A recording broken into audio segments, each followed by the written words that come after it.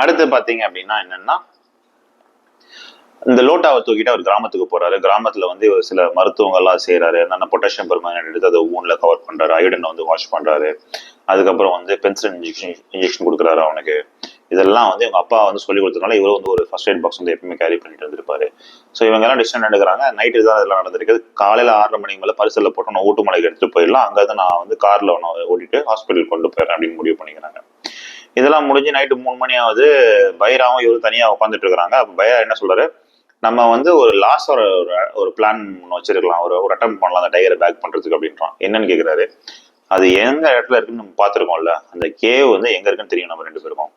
நம்ம ஒண்ணு பண்ணலாம், நீங்க ஒரு பொசிஷன்ல ஏறுங்க அந்த கேவ் பின்னாடி, நான் வந்து அந்த கேவ் ஃப்ரண்ட்ல வந்துடுறேன், நீங்க அந்த கேவுக்கு மேல போய் உட்காந்துக்கோங்க, நான் கேவ் வாசல்ல வந்து இந்த டைகரை பார்த்து கத்துறேன், ஒரு டெஃபினட்டா நான் சார்ஜ் பண்ணும், நீங்க வந்து அது மேல இருந்து கம்ஃபர்டபுளா சுடுங்க, மேக் ஷுர் 2 பேரல் இருந்து சுடுங்க, ஸோ டெஃபினட்டா அந்த டைகர் இறந்துடும் அப்படின்றாரு. இதை வந்து பெரிய கன்வின்சிங்கா இல்லை, பட் எனிவே பைரா வந்து கன்வின்ஸ் பண்ணிட்டு காலையில 6 மணிக்கு இவங்க லாஸ்ட் டிச் எஃபர்ட்டா 2 பேரும் போறாங்க.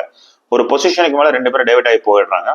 கிணத்து வந்து சொன்னபடியே சத்தமே இல்லாம யாருக்கும் எந்த சத்தமும் தெரியாம அந்த கேவோட மேல போய் உட்காந்துக்கிறாரு. இவருக்கு வந்து டென்ஷன் ஆகுது, ஒரு பயம் இருக்கோ என்னன்னா பைராக ஏதாவது ஆயிடும்னு சொல்லிட்டு. கொஞ்ச நேரம் கழிச்சு பாத்தீங்கன்னா கூல் அண்ட் கான்பிடண்டா பைரா வந்து நிக்கிறான். அதே மாதிரி கத்துறான். கத்திட்டு அந்த கல்லை விட்டு அந்த கேவுக்குள்ள கல்லை விட்டு எறியறான். வித்தின் ஃபியூ செகண்ட்ஸ் வந்து டைகர் வந்து அப்படியே கத்திட்டு சார்ஜ் பண்ணுது. அண்ட் ஒரு நினைச்சபடியே 2 ஷாட் இறக்கிடுறாரு. ஒன்னு அது நெக்ல இறக்குறாரு, அது உடனே வலி தாங்காம திருப்பி இப்படி துடிக்குது. 2வது ஷாட் வந்து அது செஸ்ட்ல இறக்குறாங்க. பயங்கர பவர்ஃபுல்லான கன், 0.470 டபுள் பேரல் கன் இது. ஸோ டெஃபினட்டா அந்த டைகர் இறந்துருக்கும்னு இவங்க 2 பேரும் நல்லா தெரிஞ்சிருச்சு.